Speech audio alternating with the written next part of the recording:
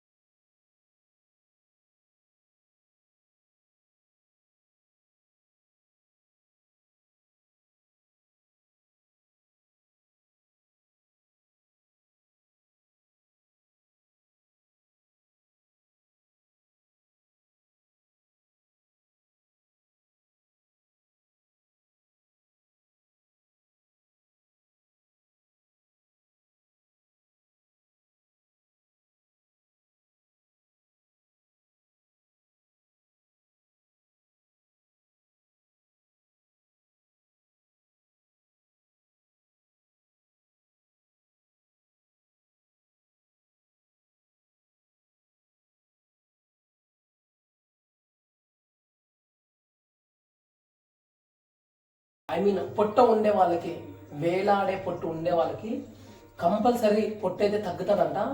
ఇదైతే minimum weekly 1 time అయినా ఒకసారైనా సేకరించండి.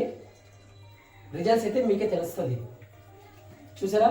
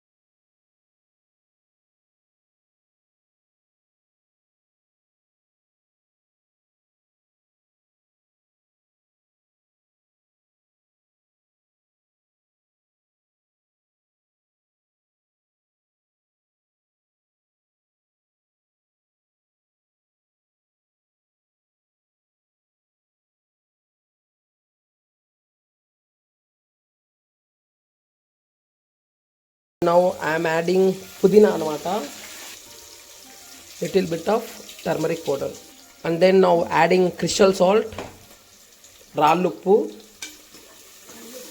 ఇలా గోల్డెన్ బ్రౌన్ వచ్చిన తర్వాత నౌ ఐ am adding బోటి అనమాట.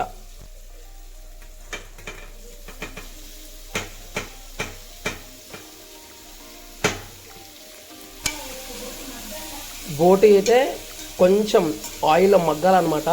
సో దట్ అప్పుడే మనకు పచ్చివాసన అనేది వెళ్ళిపోతుంది. And then next we're adding వచ్చేసి కొబ్బరి పేస్ట్ అన్నమాట. ఇందాక చూపించినటువంటి ఇంగ్రీడియంట్స్ మొత్తం అన్ని కలిపి కొబ్బరి 4 లవంగాలు, చిటికడంత చెక్క, కొత్తిమీర.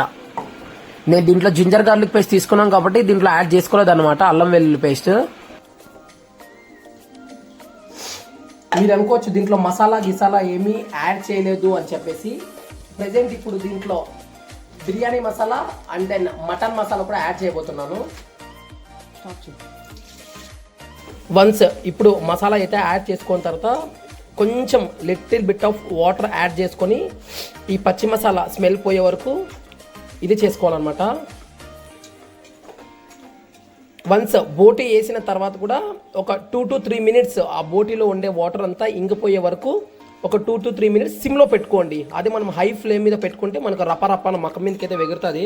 Next adding Aachi biryani masala and then mutton masala అనమాట.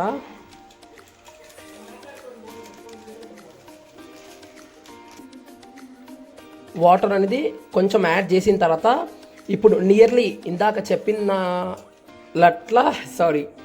చెప్పినట్టు ఒక 10 విజిల్స్ అయితే పెట్టుకోండి. వాటర్ క్వాంటిటీ కొంచెం ఎక్కువే వేసుకోండి, ఎందుకంటే అవి పట్టపేగులు కాబట్టి ఉడకాలి కదా, అందుకని చెప్పేసి. ఇప్పుడు విజిల్కి పెట్టుకొని మనం కుక్కర్కి అయితే వేసుకోబోతున్నాము. నేనైతే కంప్లీట్ గా 13 విజిల్లు చూపించలేను కాబట్టి ఒక విజిల్కి అయితే చూపిస్తున్నాను ప్రెజెంట్. ఫైనలీ బోటి కూర ఈజ్ రెడీ. ఎంతో టేస్టీగా బోటి కూర.